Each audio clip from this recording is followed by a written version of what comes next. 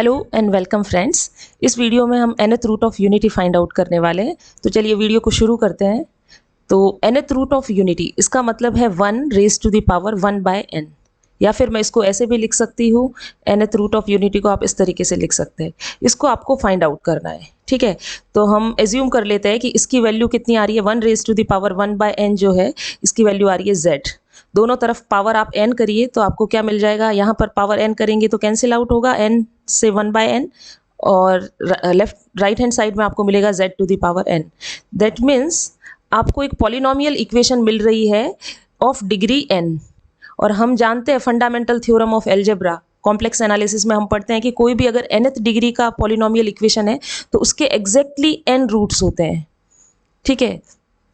तो इसके exactly n solutions होंगे, एग्जैक्टली n रूट्स या n सॉल्यूशन आपको मिलेंगे इस इक्वेशन के, ठीक है। तो वही आपको इसीलिए यहाँ पर लिखा है nth रूट्स ऑफ यूनिटी। यहाँ पर रूट नहीं लिखा है, रूट्स लिखा है। इसका मतलब ये है कि मोर देन 1 मिलने वाले हैं। और nth रूट पूछा है तो एग्जैक्टली कितने नंबर्स मिलेंगे, n सॉल्यूशन मिलेंगे। तो यहाँ तक ये तो हमें समझ में आ गया कि अगर यूनिटी का आपको nth रूट निकालना है तो कितने नंबर्स आने वाले हैं, n आपको नंबर्स फाइंड आउट करने हैं, n रूट्स फाइंड आउट करने हैं। तो चलिए अब हम रूट्स कैसे फाइंड आउट करने हैं वो देखते हैं, ठीक है। तो जिस भी नंबर का आपको nth रूट निकालना है ना, उसको मैं एक नया नंबर ले लेती हूँ w। आपको किसके nth रूट फाइंड आउट करने हैं, 1 के लिए पूछा गया है, तो लेट w इक्वल टू 1। और आपको क्या फाइंड आउट करना है, तो मैं यहाँ साइड में ये लिख देती हूँ। जो फाइंड आउट करना है कि w raise to the power 1 by n, ये हमसे पूछा गया है, ठीक है। ये आपको माइंड में रखना है। मैंने w किसको एज्यूम किया है, जिसका nth रूट आपसे पूछा गया है, ठीक है। क्योंकि अब इसको आपको क्या करना है, right this number in its polar form, ठीक है। तो ये अभी दिया हुआ है रेक्टेंगुलर फॉर्म में, इसको मैं लिख सकती हूँ 1 + 0 आयोटा। इसके लिए मॉडुलस ऑफ w कितना हो जाएगा, square root of 1 square plus 0 square मतलब 1। इसके लिए जो आर्ग्यूमेंट होगा, प्रिंसिपल आर्ग्यूमेंट, वो कितना आएगा। ये कॉम्प्लेक्स नंबर कहाँ पर लाई करता है, यहाँ पर देखिए 1 तो यही होगा। इस पॉजिटिव एक्स एक्सिस से जब आप एंगल लेंगे तो थीटा कितना आएगा, 0। इसका मतलब इस कॉम्प्लेक्स नंबर को हम किस तरीके से लिख सकते हैं, 1 + 0 आयोटा का आप लिख सकते हैं r e raise to the power iota theta. r की जगह value 1 e raise to the power iota times 0, ठीक है। तो ये इसका पोलर फॉर्मेट हो गया, e raise to the power iota times 0। अब यहाँ पे आपको ना ट्रिक एक यूज करनी है। अगर मैं डायरेक्ट यहाँ पर 1 बाय n लिखूँ, क्योंकि मुझे फाइंड आउट करना है w raise to the power 1 by n। अगर यहाँ पर 1 बाय n लेंगे तो आपको एक ही रूट मिलने वाला है। मैं यहाँ पर क्या एक ट्रिक यूज करूंगी, e raise to the power iota times 0 as it is लिखना है आपको, और आयोटा टाइम्स 2 पाई k। यहाँ पे मैं ना एक k पैरामीटर इंट्रोड्यूस करवा रही हूँ, जिससे मेरे पास क्या रहेंगे, मोर देन 1 रूट आएंगे, ठीक है। k क्या है, यहाँ पर कोई भी इंटीजर है, k बिलोंग्स टू z। अब ऐसा करना ठीक क्यों है, क्योंकि ये है e raise to the power 2 pi k। इसको अगर आप खोले ऑयलर्स फॉर्मूले से तो e raise to the power iota theta कितना होता है, cos theta plus iota sine theta.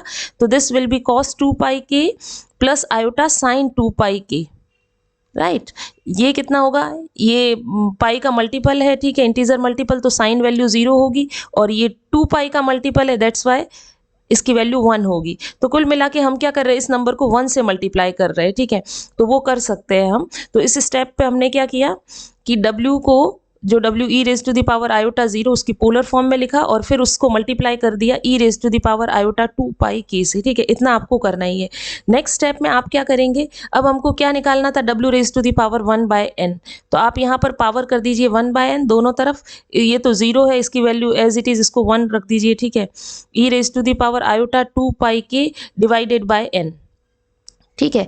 अब यहाँ पर क्या आएंगे, ये हमारे क्या आ गए, सारे के सारे रूट्स आ गए। लेकिन यहाँ पर k क्या है, k तो इंटीजर है। इसका मतलब k की डिफरेंट वैल्यूज आप रखते जाएंगे तो आपको मैनी मोर रूट्स मिल जाएंगे। लेकिन k के पास पॉसिबल चॉइसेज कितनी है, इनफाइनाइट चॉइसेज है। तो क्या यहाँ पर इनफाइनाइट रूट्स मिलेंगे, तो ऐसा नहीं होगा। वो मैं आपको बताती हूँ कि k की आपको क्या वैल्यूज एज्यूम करनी है। हमारे पास ये रूट्स आए, ठीक है। अब k को हम स्टार्ट करेंगे 0 से लेकर 1 2 आगे की तरफ आपको बढ़ना है, और कहाँ तक, n-1 तक। देखो ये टोटल नंबर ऑफ वैल्यूज कितनी हो गई, 0 से स्टार्ट कर रहे हैं, n-1 पर आप स्टॉप कर रहे हो, तो टोटल कितनी k की वैल्यूज है, n वैल्यूज आप एज्यूम कर रहे हो। n अलग अलग वैल्यूज को यहाँ जब रखोगे तो आपके पास क्या आएंगे, n रूट्स आपको मिल जाएंगे, ठीक है। लेकिन उसके आगे की वैल्यूज को मैं क्यों नहीं एज्यूम कर रही, अब मैं आपको बताती हूँ कि अगर k इक्वल टू n लेंगे तो क्या एक नया रूट मिलेगा या नहीं, नहीं। वो रूट्स जो है वो रिपीट होंगे। कैसे, जब आप k इक्वल टू n यहाँ रखोगे तो देखो क्या मिलेगा, e raise to the power iota 2 pi n divided by n, n से n कैंसिल, तो ये क्या मिल रहा है iota 2 pi e raise to the power iota 2 pi. इसको जब आप एक्सपेंड करेंगे cos 2 pi plus iota sine 2 pi तो वो 1, तो जब जीरो रख रहे हैं तब भी 1 मिल रहा है। तो k इक्वल टू n किसके इक्वल आ जाएगा, जीरो रखो या n रखो सेम। जब आप k equal to n plus 1 रखेंगे ना तब रूट कितना मिलेगा iota 2 pi n plus 1 divided by n। ठीक है, e raise to the power iota 2 pi, इनको अलग अलग कर दो, n बाय n तो 1 हो जाएगा और एक 1 बाय n, तो एक तो आएगा ये और एक आ जाएगा 2 पाई 1 बाय n। ठीक है, या 2 पाई बाय n। अब ये देखो इसकी वैल्यू तो 1 है और आयोटा 2 पाई बाय n ये किसके इक्वल है, जब आप k की जगह 1 रखेंगे तब भी यही आने वाला है। ठीक है, इसका मतलब ये हुआ कि n प्लस 1 जो है वैल्यू वो रूट सेम देगा जब आप 1 रखें या n प्लस 1।